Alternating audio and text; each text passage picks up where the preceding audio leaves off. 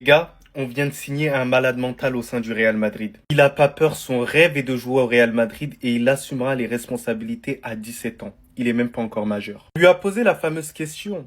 Voilà, il y en a certains qui ont essayé de dévier, ne pas être sincères, comme Rashford autrefois, j'avais fait une vidéo. Lui, il a dit haut et fort, pour moi, Messi est le meilleur joueur du monde. Je suis argentin. Pour moi, il est très important de ne pas être hypocrite. Voilà, il dit ce qu'il y a dans son cœur, un point c'est tout. Et ça, c'est une preuve de caractère. En conférence de presse, j'ai bien aimé aussi son caractère une nouvelle fois. Il a dit mon profil, je suis un joueur offensif, gaucher, j'aime jouer à droite, je ne vais pas trop me décrire, je préfère laisser mon football parler de lui-même. Ça montre que c'est un joueur qui va être assez libre quand même dans le terrain, c'est un électron libre. C'est quelqu'un qui n'a tout simplement pas peur de la concurrence. Je vous promets que ce joueur-là, il va faire des miracles au Real Madrid. Et il va bousculer la hiérarchie. Il n'est pas venu pour être le second. Il est là pour être le leader du Real Madrid. Ça se voit. Je reconnais les joueurs comme ça. Derrière, il a pris la photo avec Florentino Pérez. Et juste derrière, il y a le portrait d'Alfredo Di Stefano.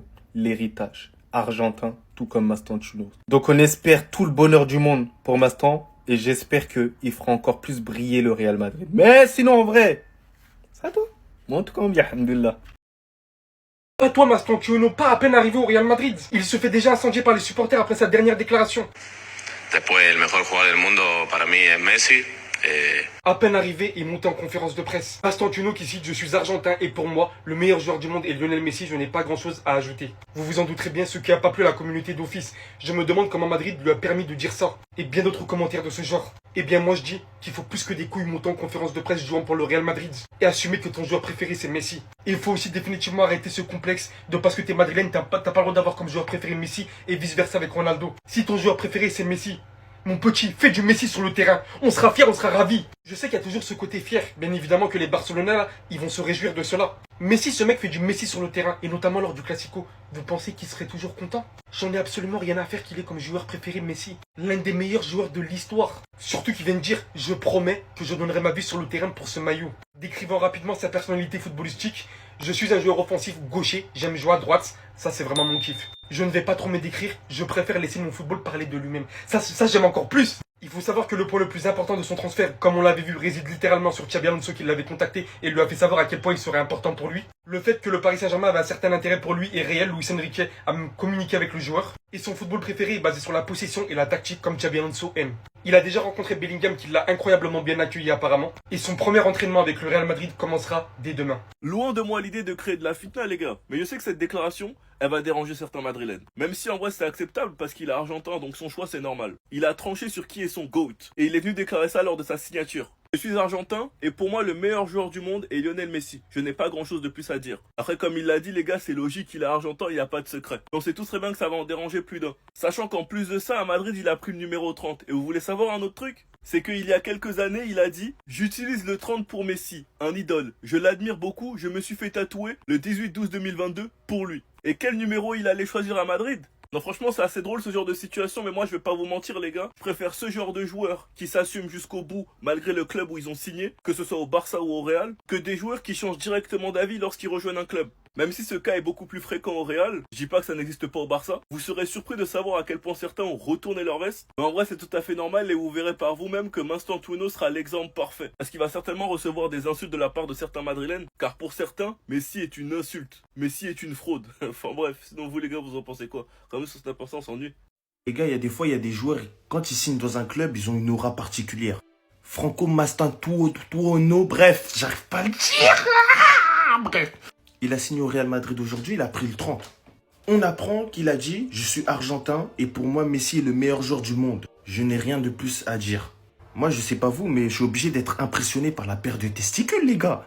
Parce que quand on remonte un peu, on apprend qu'il prend le 30 par rapport à Messi, qu'il l'admire beaucoup et qu'il s'est fait tatouer le jour où l'Argentine a gagné la Coupe du Monde grâce à lui. J'ai limite envie qu'il réussisse au Real Madrid, les gars. Mais il faut pas abuser. Après aussi, les gars, moi, ce que je trouve dommage, c'est que selon ta couleur, il y a des choses que tu peux dire et d'autres pas. Je me rappelle en 2023, quand David Alaba il avait voté Messi au lieu de Karim Benzema pour le trophée The Best, il s'était fait allumer, les gars. Ça avait tout whipping directement. Au départ, Alaba out, tranquille. Puis ensuite, ça commence à tout whipping. Pendant des jours et des jours, des semaines. Tout simplement parce que David Alaba il doit avoir la même mentale. Pour lui, même en Big 2025, Même si Messi il est parti s'expatrier à Miami, il reste le meilleur joueur du monde. Mais bon, selon ta couleur, t'as plus ou moins droit de dire certaines choses ou pas. C'était Jorginho du Brasil. Et dites-moi ce que vous pensez des testicules de la Suisse. Bah! Vous avez raison, les gars. Franchement, j'aime pas avoir tort, mais pour une fois, les gars, je vous donne raison. Parce qu'en vrai, là, il a fait une bourde. Il a fait une énorme bourde, c'est un fait. Mais quand tu prends le contexte du match, tu te dis en vrai de vrai, c'est très très dur de lui tomber dessus. En vrai de vrai, c'est très très dur. Pourquoi? Le mec, c'est son premier match avec le PSG. Il a eu qu'une seule semaine de préparation. Il vient de signer il y a pas longtemps. Il est jeté dans le grand bain. On voit en plus Donnarumma qui part, etc. Les problèmes avec beaucoup d'attentes. En vrai de vrai, les gars, quand tu prends tout ça en compte, tu peux même dire qu'il fait un très très bon match. Très très bon match. Avec cet arrêt qui est incroyable pendant la rencontre. En vrai de vrai, les gars, j'ai été très très dur avec Lucas Chevalier. C'est vrai, vous avez raison. J'ai pu échanger avec quelques Parisiens vraiment passionnés qui m'ont expliqué ce que je suis en train de vous expliquer. Et j'ai trouvé qu'en vrai, ils avaient raison. Après, il y a certains Parisiens, vous, allez vous faire voir pour rester poli. Parce que vous, j'ai capté que quand on dit du bien de votre club, vous êtes là, mais dès qu'on dit un truc on va pas dans votre sens, vous commencez à mal parler. Donc vous, allez vous faire voir et j'en ai rien à foutre de vous. Et ceux qui ont échangé tranquillement, qui m'ont expliqué leur point de vue, et là où je peux vous donner raison, bah les gars, en vrai, vous avez raison. Et vous faites confiance à Luis Enrique qui, jusque-là, tous ses choix dont on ne comprenait pas, bah, ça lui a donné raison avec le temps. Même si moi, je reste persuadé que Donnarumma, les gars, son départ, vous allez le sortir. Mais globalement, vous aviez raison. Premier match du Barça, c'est après-demain. Donc j'en profite pour vous dire une chose. Bon courage aux haters de Lamine Yamal. Non les gars, je vous dis bon courage. Parce que c'était simple de parler de son été. C'était simple de parler quand il jouait pas au football. Mais malheureusement, quand il joue au football, il met d'accord tous les vrais connaisseurs de foot. Tous vos gros TikTokers et vos gros YouTubeurs préférés parleront en bien de Lamine Yamal. Et ça vous fera mal. Ça vous fera mal les gars, je le sais déjà. Déjà que toutes les pages Twitter s'amusaient à tout relayer sur Lamine Yamal durant les vacances. Quand le foot va reprendre les gars, la moindre action sera postée. Bon courage aux haters les gars, je pense que vous allez devenir fous. Sachant qu'il a averti avec sa célébration qu'il est le roi. Et il n'a pas averti qu'une fois. Il a averti 2 fois. Mais vous êtes têtus, vous voulez pas comprendre. Vous êtes aveuglés par votre haine. Les gars, vous pouvez traiter tous les Barcelonais de suceurs, rager dans les commentaires, c'est comme vous voulez, c'est votre problème. C'est le football qui payera. Et pour les hate watch de Lamine Yamal, moi je vous préviens, vous pouvez demander à ceux qui ont l'habitude de regarder le Barça. Il laisse très peu de miettes. C'est-à-dire que pour vous régaler devant les hate watch, il laisse très peu de miettes. En tout cas, moi je vous avertis, toutes vos vidéos, vos commentaires comme quoi il est soi-disant surcoté, je vous laisse un petit temps pour supprimer. Parce que quand je vais vous demander des comptes, je vais voir personne me dire « Ouais mais on rigolait, on blaguait, on le pensait pas ». Je vais venir tous vous tirer les oreilles là. Sinon vous les gars, vous en pensez quoi? Rendez-vous sur Snap, on est.